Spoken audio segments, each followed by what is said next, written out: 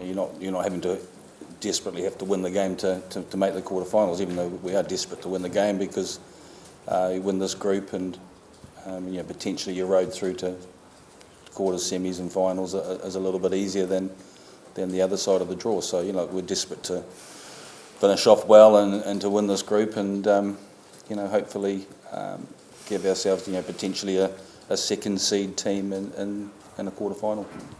We'd love to top the pool just because it would be great to say you won 4 out of 4. I think the last 10 matches we've played, we've only lost 1, so we're on quite a good sort of winning streak at the moment. It's just good to keep that momentum going, and it would be an awesome achievement to finish top of the pool. So it's a huge motivation for the boys to finish top and enter what would be likely to be a Northern Hemisphere side of the draw. But if we weren't, say if it was Scotland or South Africa, we've got a win over either team in the last 12 months, which is nice to know anyway. So I don't think the boys mind either way. There's no easy way to win a World Cup, I guess. Gareth's played a lot at fullback, experience in Super Rugby. I think 2 years ago he played the Super Rugby final for the Chiefs at fullback. He's experienced, he's got the pedigree there. It's his first start for Wales.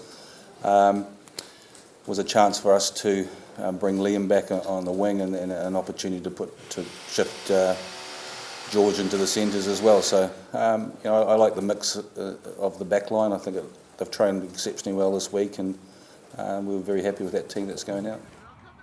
I'm just happy to be on the park really. Obviously first and foremost to be playing is always good. Obviously with wing and get a bit more freedom to roam and go and do bits and bobs. Obviously 30 is a bit more structured game, but obviously get a bit more ball in hand. So it's horses for courses really, but for me I'm just happy to be playing.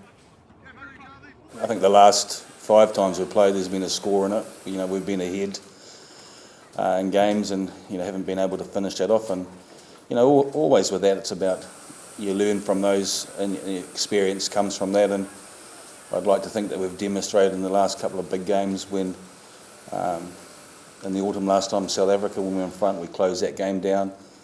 But we were brilliant in the last 15-20 minutes against England coming from behind and then showing maturity under a lot of pressure to close that game down. So you learn from those experiences in the past and hopefully if we're in that same situation on Saturday night, we're able to be smart enough and accurate enough to be able to shut the game down.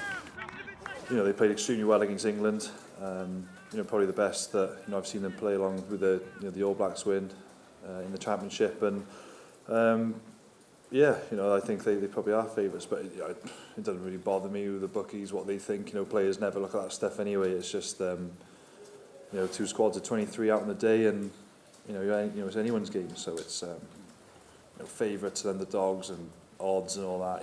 Is kind of irrelevant. I think when you get to sort of World Cup stages and big games like this, it's a big game for this team. We want to finish top of the pool, and it's a chance to really stamp our authority in this tournament. I think so.